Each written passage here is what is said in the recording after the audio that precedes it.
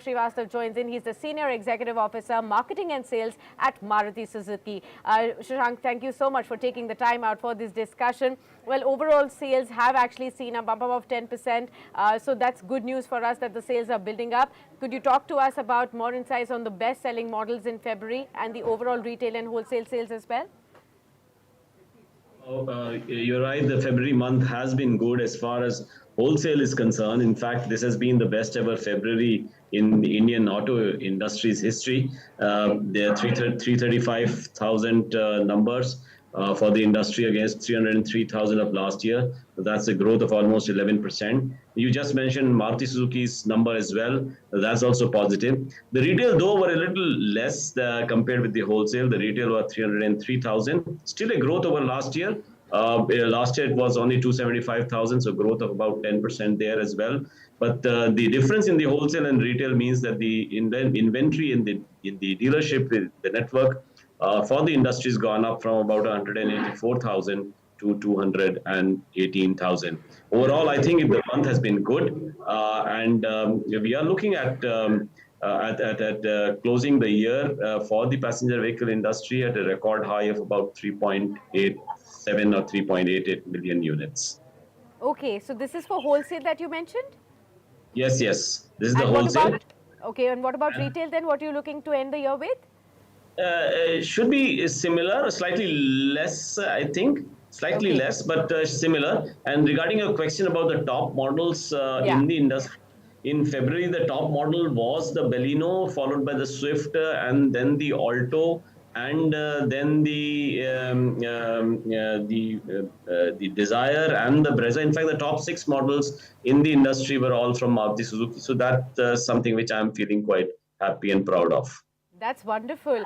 In fact, the Grand Vitara has also been gaining popularity amid the mid-size SUV buyers as well. Has it been able to beat the competitors in the segment? Actually, we did about just under 10,000 numbers in the month of February. We have some production issues, so while we have a good backlog, remember, for the Grand Vitara, we have so far cumulative bookings exceeding 125,000. So still a backlog remaining. But yes, we did make some improvement as far as our rankings is concerned. We were, just behind the Creta in this segment at the moment. But SUV market share went up. Last year it was just 11.9%. In February, it was close to 19%. So we are seeing an upswing, and with the 2 new models, the Fronx and the Jimny, which we unveiled in the Auto Expo in January, we hope when we start the sales from April onwards, we will get even a bigger jump in our market share in the SUV space. Could you share with us the bookings and the inquiries for those recently launched models? You talked about Jimny and Fronx both. Last time I did hear from you that there was already a pickup. Has it been an improvement on a month-on-month basis as well? Yes, so if you look at the Fronx bookings exceeding 12,000 now, and for the Jimny in excess of 21,000, we have the production at the end of this month, which is March. And we should start seeing sale and actual, vehicles on the road sometime in the first week of April. So I think the going so far has been good, and we already anticipate a large waiting, period for both these models. Okay. I did see a slight dip in the exports. What is that on account of, if you can share with us? Yes, so actually the dip in exports is basically the shipment figures. So the shipment, which was about 24,000 last year in February, this year is showing about 17,900, largely because about 3 or 4 shipments which got delayed and got postponed to the first week of March. So the March number should be actually higher, and the way to look at it is, if you look at the cumulative exports from April to February, they are at around 229,000 for Maruti Suzuki against 211,000, which it was in the same period for last year. So there is a good growth there. Last year, for the whole year, we ended the exports with 2.38 lakhs.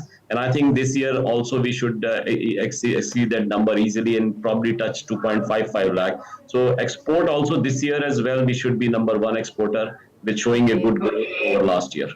Okay, understood that as well. But if you could also detail for all our viewers, what are the pending orders for you as of February end, and which are the models which have the highest orders that are pending? So we have about 368,000 pending bookings end of February. The largest pending is in Artiga, almost 95,000. And then the Vitara Brezza, Okay. the Grand Vitara, and XL6. Uh, some waiting in the Baleno as well in some variants. So this is largely, and of course, Franks and Jimny, for which the production is yet to start. Those also constitute the bookings I just mentioned, 21,000 for Jimny and 12,000 for Franks. Sure. So are these large numbers also due to the production shortages? Are you still facing some troubles with the semiconductor shortages? And if you could tell us about the production volumes currently? Yes, so there is a continued problem as far as the semiconductor component shortages are concerned. We did announce, at the time of quarterly declaration of the quarterly result in Q3, that we lost in Q3 about 46,000 units due to production. We lost some numbers in Jan and in February as well. And in fact, our estimate is in March, this loss would be even higher than what we saw in Jan and February. So this quarter as well, we will see a problem regarding the semiconductor, and I expect the going forward in the next few quarters this problem to continue. In fact, we have a very low visibility of the future availability, and that's the reason why we are always not able to give, to the media and to our consumers the exact time when the things will be normal, because the Yeah. visibility of the availability is just not there. Yeah, exactly. Because I was coming to that to understand from you how soon do we expect the situation to get normalized, and by when do we see the semiconductor shortages to actually go away. But you're saying that it is difficult to predict right now looking at the Yeah. global scenario.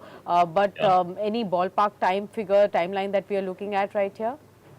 So I can only answer in the negative, which is that I don't see the next few quarters things to be completely 100%. But when they will be 100% is difficult to say. But negatively speaking, I can say that this problem will continue for a few more quarters. Okay, so the problem may persist. So that's a one headwind that my industry has to work with. But what about the demand outlook going forward for you for various segments, both the entry level utility vehicles as well going forward? So for the next year, first of all, for the current year, the prediction is that we will end up the passenger vehicle sales to be somewhere between 3.85 to 3.9 million units.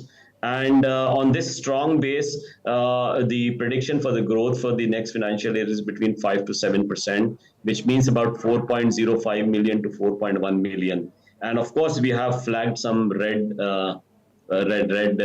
flags which could impact the demand negatively, which includes the higher interest rates and the loan rates thereof, and then of course the El Nino, which can Yes. impact the agricultural incomes, and that can dampen the rural demand as well as stoke the inflation fears.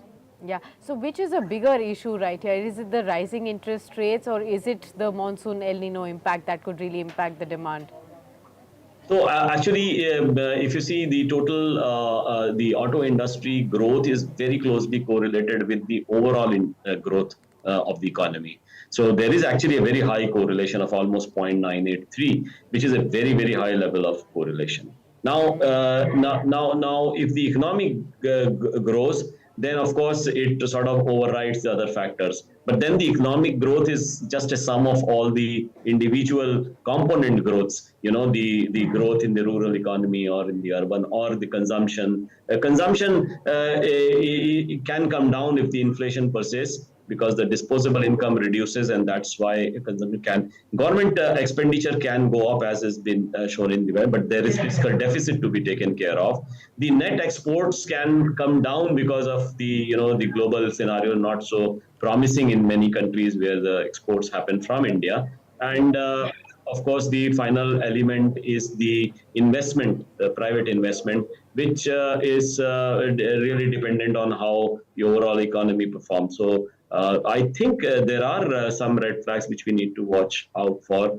Hopefully, however, we will continue to grow at the rate which the finance minister said, which is 6.5, 6 to Sure. 6.5. Although there are reports that the estimates have been lowered by some independent analysts.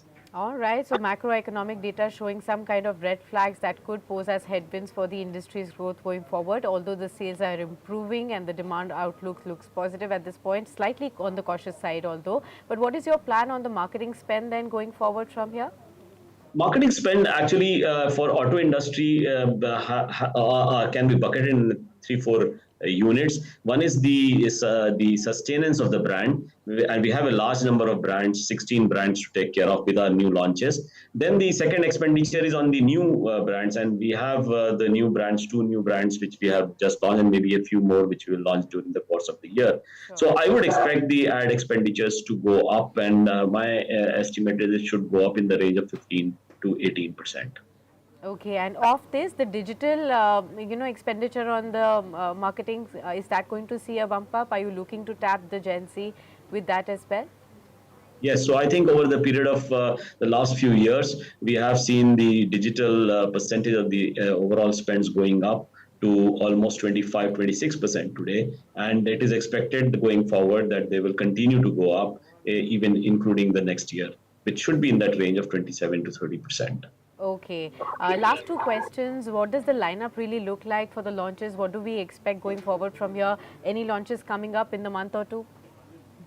Sure, there would be launches in the coming year. I may not be able to reveal the exact timelines Sure. or the models, but we have Suzuki. Maruti Suzuki has a very bullish outlook for the Indian auto industry in the long run, and that is the reason why we have been introducing the new models all this while, and we have a very strong portfolio. We'll continue to focus on launching new products.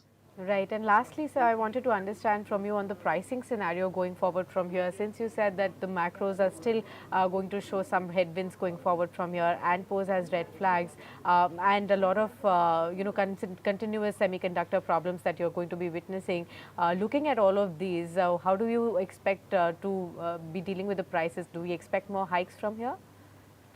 Listen, it's possible, but we have not decided yet. We are keenly watching the cost structure, and remember, cost structure for an auto OEM is largely the biggest factor is the material cost. Yes. So it's about 75 to 77% of the cost structure for any auto OEM is material cost. And there it depends, much depends on the geopolitical situation.